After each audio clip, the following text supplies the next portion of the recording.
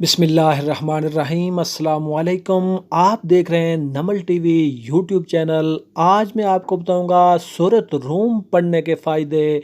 सूरत room मक्की सूरत है। इसकी 60 आयात और 6 रुकू हैं और तरतीब के एतबार से ये 30वें नंबर की सूरत है। कुरान पाक में हर मुश्किल का हल और हर बीमारी का इलाज मौजूद है। इसी तरह सूरत अल रूम को पढ़ने के अपने ही मखसूस किस्म के रूहानी और जिस्मानी फ़वाइद हैं। तो चलिए इन फ़वाइद को जान लेते हैं, लेकिन इससे पहले अगर अभी तक आपने मेरे इस चैनल को सब्सक्राइब नहीं किया तो सब्सक्राइब करने के साथ साथ बेल आइकन को ज़रूर प्रेस कर लें ताकि मज़ीद आने वाली वीडियोज़ का नोटिफिकेशन आपको मौसूल हो सके। जहाँ तक सूरत रूम के फ़ज़ाइल फ़वाइद का तल्लक है तो इसका एक फ़ायदा यह है कि अगर कोई दुश्मन किसी को तंग करता हो, जलील करता हो और आप चाहते हैं कि आपका दुश्मन अब जलील और रुस्वा हो जाए, आपको दुश्मन पर फतह हासिल हो जाए, दुश्मन को हर कदम पर नाकामी हो, तो सूरत और रूम को बावजू कागज पर लिखें और एक बोतल में उसको डाल दें और फिर बोतल को बंद कर दें और उसे घर में रखें। इंशाअल्लाह ताला आपका दुश्मन जलील और रुस्वा होगा और उसकी तमाम चालें नाकाम होंगी।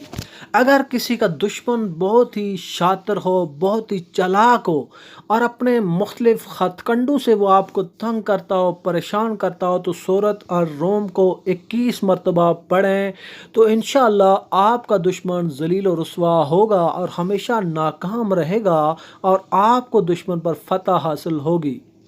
इसका एक और बहुत ही आम तरीन फ़ायदा है, अगर मियाँ बीवी आपस में लड़ाई झगड़ा करते हों, उनके दरमियान नाचाकी, नाइतफाकी या नामुवाफ़क़त हो, तो इस सूरत को एक लिख कर बोतल में आप बंद करें। बावुज़ू होकर इस सूरत को आप लिखें, एक बोतल में बंद कर दें और मियाँ बीवी में से जिस पर भी जुल्म हुआ हो वो इसे अपने पास रखे, तो इंशाअल्लाह जिसने जुल्म किया होगा वो अपने जुल्म से बाज आ जाएगा और अल्लाह ताला के फजल व करम से दोनों में बामी इत्तेफाक, मोहब्बत और मुवाफ़क़त पैदा हो जाएगी। तो दोस्तों ये थे सूरत रूम पढ़ने के फ़ायदे। दोस्तों अगर वीडियो पसंद आए तो लाइक और शेयर करें, हमारे चैनल को सब्सक्राइब करने के साथ साथ बेल आइकन को प्रेस करके ऑल के ऊपर प्रेस कर लें ताकि मज़ीद आने वाली वीडियोज़ का नोटिफिकेशन आपको मौसूल हो सके। मिलते हैं एक नई वीडियो में नए टॉपिक के साथ, तब तक अल्लाह हाफिज़।